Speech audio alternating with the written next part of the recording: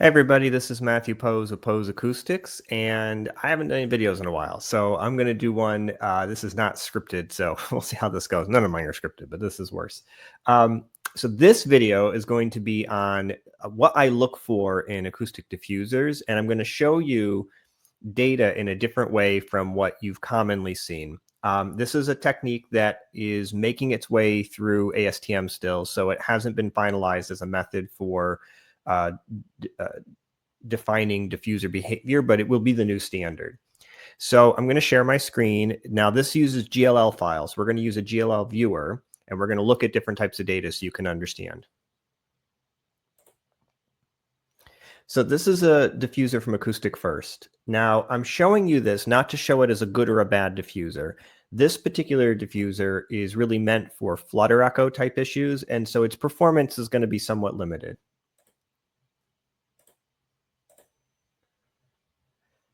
So we can look at what a reflection looks like at specific frequencies. And it makes sense actually to smooth the data somewhat, I think. So I'll show you this. At 1 kilohertz, this thing is not really diffusing. And how you can tell that is you can see that there's this big lobe right here. It's white at the top. Basically, all the energy that's hitting it is reflecting directly back. There's very little happening to the sides here.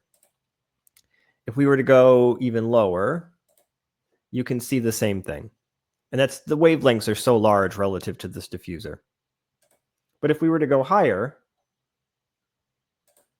we can start to see there's some interesting behavior here. So notice now that there isn't a lot of sound that's being directed vertically, but there is some sounds being scattered basically or spread somewhat horizontally. And we can see that by these little lobes that are coming off to the sides and the thinning of the center here. If we were to go higher, we can see now very much so that's doing this. So this is very typical 1D QRD behavior. And that's essentially what this device is. It's spreading or scattering the sound in the horizontal direction, but it's not in the vertical. And that's by design. So we can look at this another way. You can see that at the high frequencies, it's doing a very good job spreading sound. And at lower frequencies, it's not. This ridge here that you see at like 200 hertz or so, ignore that. That's more an artifact of the measurement method. The diffuser is not actually diffusing at those frequencies. All right, so we can look at the vertical, and you can see it's not really doing much of anything in the vertical. A little tiny bit here, but not much. But here's the thing. That's showing scattering. That's not showing diffusion. There is some differences here in that, and I'm just going to say I'm defining diffusion a little bit in my own way because I think it's not totally clear.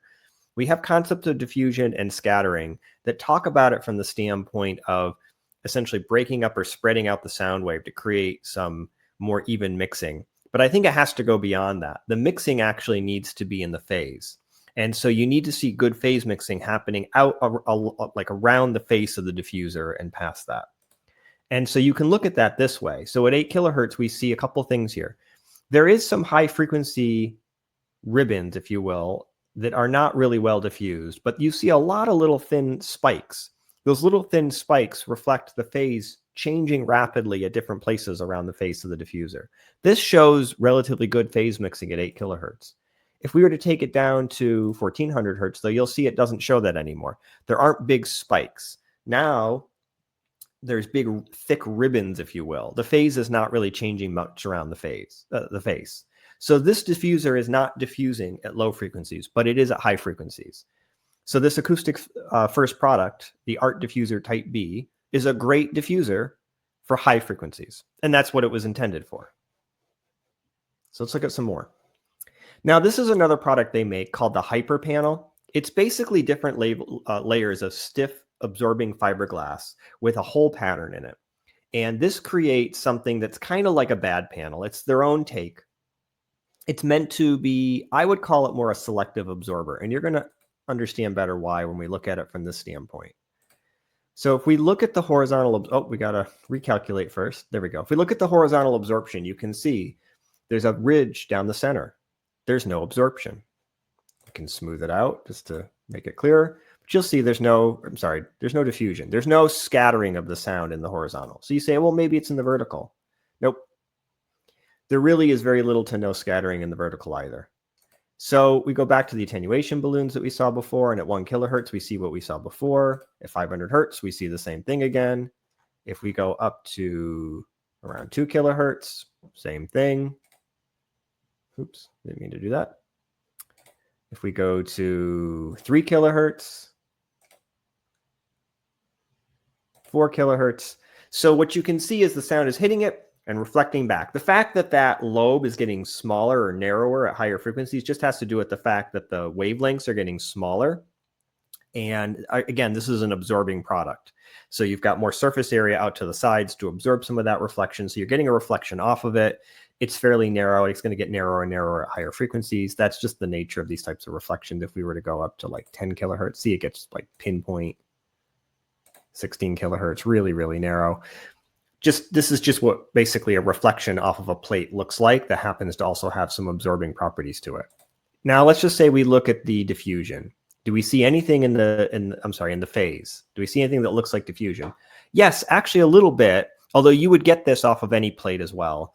However, I think that the whole pattern is causing some phase mixing. So at 16 kilohertz, we see something. At 9 kilohertz, we still see a little bit, but there's some big ribbons coming off of it as well. Let's go down to 5 kilohertz, big ribbons, couple areas where there's some phase mixing. So it's kind of a mixed bag, and that's actually to be expected given the nature of this design. 3 kilohertz, a little bit of phase mixing, but for the most part, this is not really causing good phase mixing. It's not really acting as a diffuser. And then 1 kilohertz, and you see just big fat ribbons coming off of it. Basically, there's no phase rotation happening along the face at those frequencies. So this product, here's the thing. It's not a bad product. I would be reluctant to call it a diffuser. It's not really a diffuser. It is a useful selective absorbing device.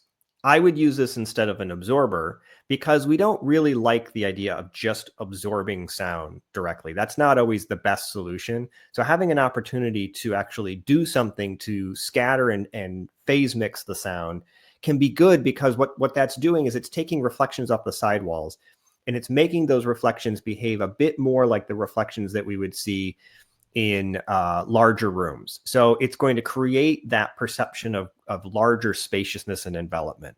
So I'm okay doing that. I'm okay with bad panels. I'm okay with products like this, but I don't use them as diffusers because they're not really great diffusers.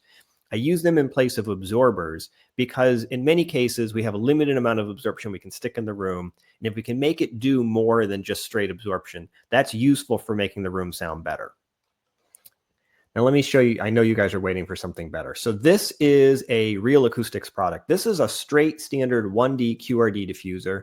I forget its exact dimensions. I think it's something like 5 or 6 inches deep. So let's see what this looks like. So the first thing we have to do is recalculate. And now we have a balloon. And at 1 kilohertz, you can actually see that at 1 kilohertz, it is starting to diffuse.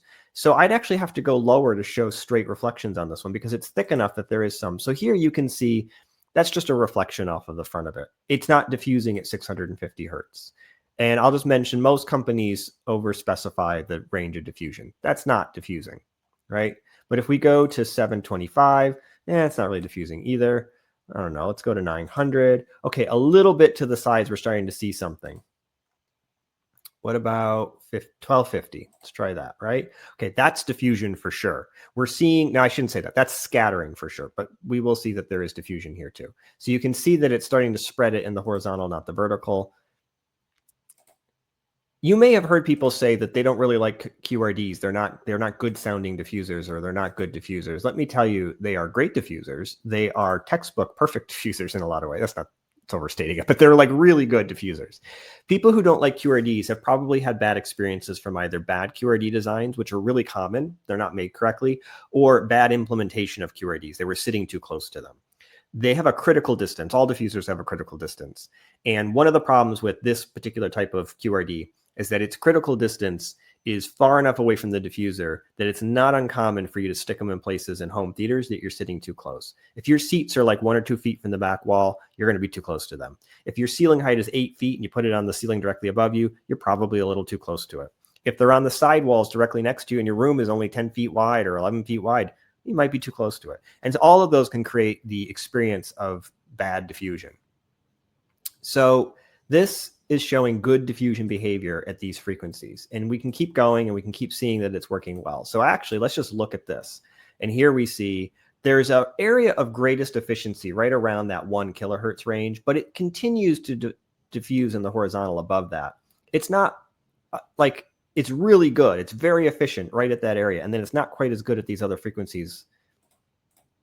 And I like to, like I said, smooth it a little to make it a little bit more obvious. But let's go ahead and look at the vertical, and you'll see not really diffusing in the vertical. There is a little bit of spreading going on, but very little. It's basically just a reflection off of it, as you would expect, right? So let's look at the phase. And we can see here some pretty good phase mixing. There is some frequencies at which it's not out to the sides, but right around the face of it, it's got pretty good phase mixing. And if we go down to here, remember I told you there was an area where it was really efficient? That's right around here. We see better phase mixing going on now. This one not as good. And that is one of the things you'll see about QRDs. It seems like there's almost like a frequency pattern at which they're behaving really well and very efficiently, and then you go to another frequency and they're not. If we get up too high on this one, you'll see it's not really doing as much. As I said, a plate reflection is going to have a lot of phase mixing, period. So you're going to see some of it, but you're also seeing that there's some stuff here, and I'll show you on some others, some little bit better phase mixing. And if we go really low, you'll see no phase mixing. This doesn't work at 500 hertz. There's nothing going on there. Let's try 700 hertz. Yeah, still nothing. I know other companies who would rate a diffuser of this thickness to be a diffuser at that frequency, and it's clearly not. It's not doing anything to the phase. Not at those frequencies, but this is a very good diffuser. All right, so let's look at my favorite. This is the good panel, the geometric uniform diffuser, also from Real Acoustics. Why is it my favorite? It's about 2 inches thick, and you're going to see in a minute that it has a very wide bandwidth at which it works well. Now, this doesn't work real low. It can't. We're at 1 kilohertz, and you can see that that is effectively a plate reflection. This is a 1D diffuser.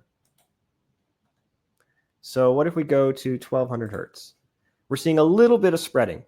So at 1200 hertz, it's starting to work, and it does work a bit at that frequency. 1500, a lot more spreading. So it's definitely a diffuser, or at least a scattering device at that frequency. What about 2 kilohertz? Same thing. We've got some nice spreading happening in the horizontal. 3 kilohertz, still have some good spreading. Let's go all the way up to 5800 for that matter. Good spreading. 8500. It's actually kind of more of a weird, slightly scattered reflection, but it's not quite as wide as it was. This is the one thing that, you know, this diffuser does. Like I said, others will just kind of fall apart. This one keeps diffusing, but it's not quite as good as it could be at certain frequencies. It's still not, as you saw with the other ones where it became like pinpoint. This is not pinpoint. This is actually creating some spreading. We can look at that in this way. So you'll see that there's a little bit of a pattern to it. It's not perfect, but there's an area of maximum efficiency right around that 1 to 2 kilohertz range. But it's continuing to have spreading behavior, and it actually gets really good right up at the 8 to 16 kilohertz range again. But overall, you see some nice spreading through there. Like I said, you can smooth it out and kind of get a better sense of what that looks like. And if we look at the vertical, there actually is some spreading happening in this particular zone in the vertical, because there is some bars. So there is a little bit of scattering happening there, but you can see that overall it's just acting like a plate reflection. So let's look at the phase balloon. So I mentioned before, even just a reflection off of a plate would cause some scattering at these frequencies, 10 kilohertz, but overall there's phase mixing happening at 10 kilohertz. Let's go even higher. Phase mixing happening at 16 kilohertz. 9 kilohertz, phase mixing happening there, 5 kilohertz. Again, there is always going to be some areas where it's not doing it, so there are some thick ribbons, but for the most part, you can see good phase mixing happening at these frequencies. 3500, you'll see it's not doing as good a job as it gets to the extreme angles, but around the face, there still is some phase mixing happening. But if you go down at like just picking selective frequencies, you like this frequency, really good phase mixing around the face of it. There's some extreme angles where that's not true, but right around the face, the front, kind of call it 0 to 60 degrees in either direction, is looking pretty good. If we go lower, same thing. There's some angles where it's not, other angles where it's good. And that's okay.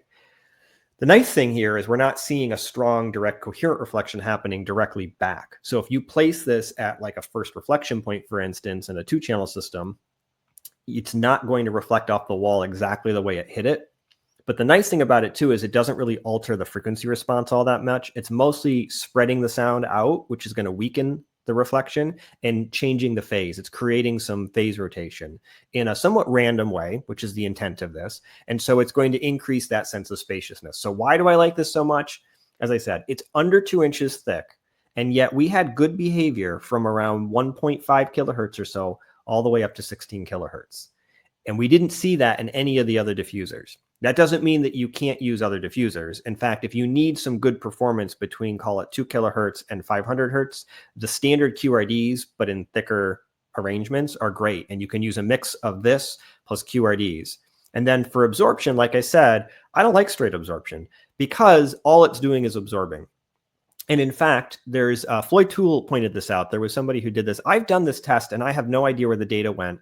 If you take a absorber, just like we were showing you here, and you look at the reflection off of the absorber, the frequency response of that reflection is changed fundamentally. But the phase response, it remains basically a minimum phase reflection. And so the phase response off of it doesn't behave like this phase mixed reflection that you would have in a really large, like a cathedral. And since we're trying to make the room kind of disappear and sound bigger than it really is, one of the benefits of the hyper panel, for instance, or a bad panel, is that it reflects sound differently off of the face of it, so that even though it is largely a coherent reflection, there is some phase mixing. The other nice thing about it, which we're not seeing with the data right now with this, is that the high frequency absorption is minimized somewhat. So it isn't just a flat absorption across all frequencies. And that's good because we tend to get too much high frequency absorption in rooms. And so what happens is if you look at the RT60, or what we call RDT in our group, just because RT60 applies mostly to large rooms, but RDT is the reflection decay time. If you look at that, it doesn't tend to be flat. What you see is there's an accumulation of excessive high frequency absorption that causes a downward tilt at the high frequencies. And while we tend to be somewhat tolerant of that, it's good to avoid it if you can. So using these mixed absorbing devices can be good. But what I think is important is to remember they're not diffusers, which they're often sold as, because they really don't show good diffusion behavior. A little bit. I don't want to like overstate it. They do show a little bit, which is why they're good to have in the mix. But they don't show a lot. They're not an ideal diffuser. They shouldn't be used instead of a diffuser, really.